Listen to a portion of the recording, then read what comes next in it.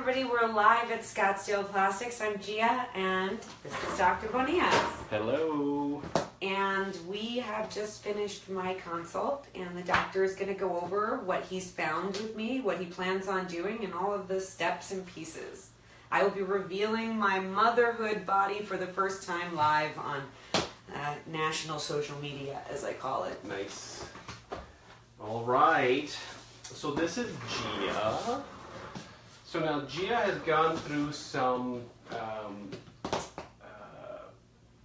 episodes of weight gain and weight loss, and with her last child or pregnancy, you've gained quite a bit of weight. 90 pounds at the first pregnancy. So quite a bit of weight gain. And so what happens is, obviously, as we know, is skin does stretch with time.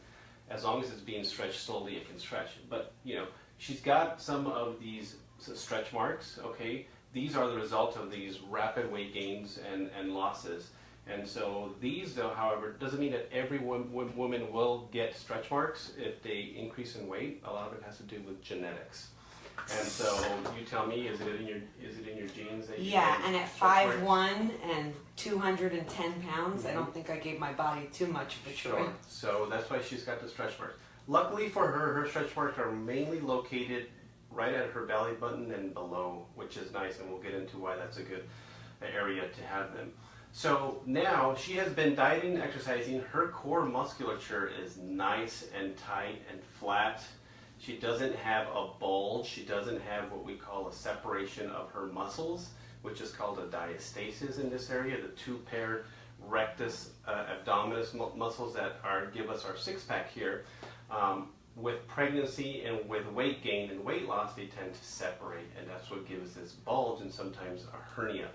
And so with hers are nice and tight, and they're super tight. They're super nice.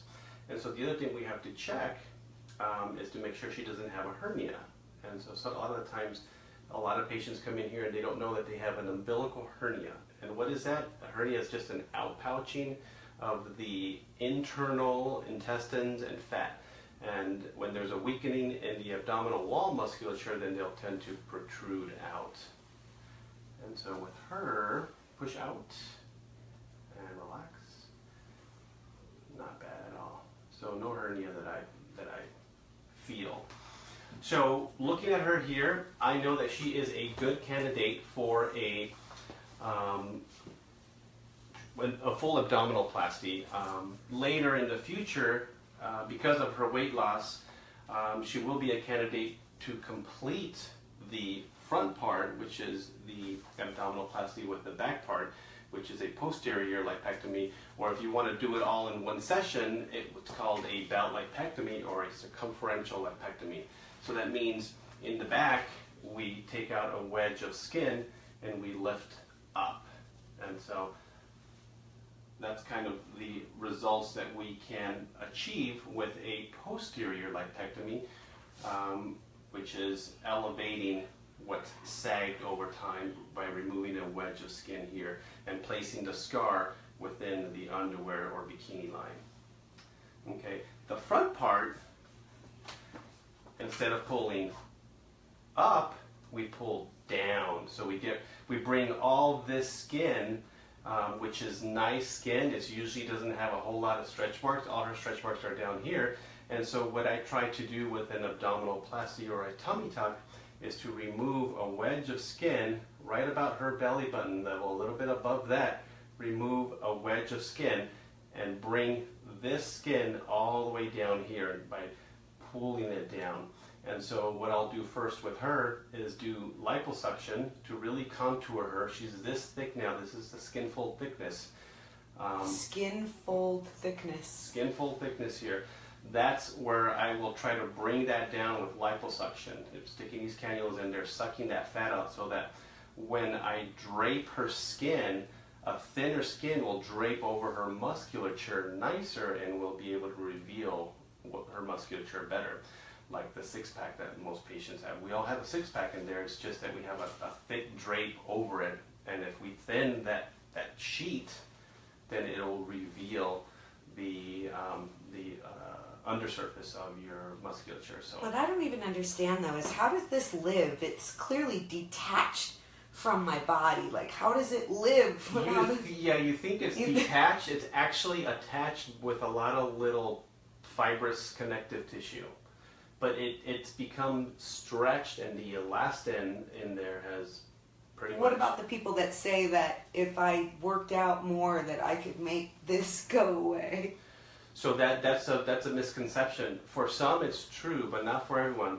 I have, women that come in here weighing 105 pounds and they have this little stomach pooch, and they say no matter how much I diet and exercise, I still have this little pooch. And most people can't get rid of that. And what it is, it's just a little bit of fatty tissue right underneath the skin that with a little liposuction will go away. And it will go away. And we can do that here in the office under local anesthesia. So here, waist, other areas, upper abdomen, back bra rolls, thighs, they're all areas that have fat. And show them the results when you lift the leg. So when you do a thigh lift, and there's various ways to do a thigh lift, but with Gia is that she's got a thin leg there, and it's just she's got extra skin that's hanging, and so thigh lift puts the scar right. There's various modifications to the scar. You can just do a scar right in the inside of the thigh, but if you have a lot of skin in this direction, then what we got to do is we have to take out skin in this direction as well as up, and that's the only way to contour the thigh. But as you can see, my muscles are there. Yep. They're super strong and big, and you have great muscles. And there's nothing I can do about there's that. Absolutely nothing that's going to tighten this skin. There's no cream. There's no cream, and there's no laser. Magic laser or magic wand at a spa that you can wave over this or heat this up that's going to tighten it. I'll guarantee you that there's nothing out there. If there was, you'd buy it. Then I would buy it, absolutely, because it means that we can tighten all this stuff up without putting scars on the body. Unfortunately, in order to remove skin, you have to put scars. And so we try to put the scars in areas where we can hide them, and they're within the contours of the anatomy of the body. So with her, what we're going to end up doing is she wants to have the majority of her work done under local anesthesia. Means we can do it here in the office without having to be put under general anesthesia. So there's advantages to that, which I'm not going to get into. But in terms of being able to do that, we can do that because she only has loose skin. And we can do the liposuction in this area all under local anesthesia. What does that mean? It means I infiltrate or I inject numbing medication in the areas where I'm going to do liposuction. And that numbs that area up, and then I can do my work. So I'm going to use that same principle after I've done the liposuction, is then I'm going to remove this excess skin and bring everything down to recontour her front torso. And then her belly button, I don't detach the belly button, nor do I make a new one. All I do is I cut around the belly button. It stays connected to her abdominal wall exactly musculature. where it is? Exactly where it is. And all I do is I just kind of lift the skin and pull it down, and then I make a new belly button hole in the new skin, and I just poke it right through there and anchor it down. So it'll be fresh. It'll be the same belly button. It's just going to be coming out through a new skin area. So it'll be cleaner skin around the belly button? Yes, absolutely. Got it. So you'll lose your piercing. Great. Bad idea. So that is, and then later on down the road, the reason why we can't do everything, I can't do this and this and that here in the office under local anesthesia. It's just impossible. There's no way anyone can do that. But we can stage it out and break it up into small components of the overall big Less picture. recovery time. If you work a lot like me, that's very important to you. So again, the reason why I'm able to do this is not a full abdominoplasty per se, and the reason is that because her musculature is already nice and tight, and I don't need to tighten that up. So that's what hurts in a tummy tuck procedure. I'm using tummy tuck and abdominoplasty interchangeably. They're the same exact procedure. Is that the reason why I don't have to tighten her muscles, which I normally do in a tummy tuck procedure, and that brings your waist in and makes you flatter, is that Hers are already nice and tight and flat, so she's good to go. She just needs this extra skin removed, and that doesn't hurt much under local anesthesia.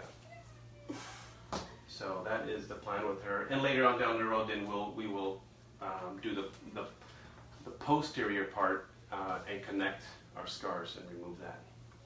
So Thanks, Doc. that is the plan. Thanks for watching. Watch our surgery live July 11th, both on Facebook and Snapchat.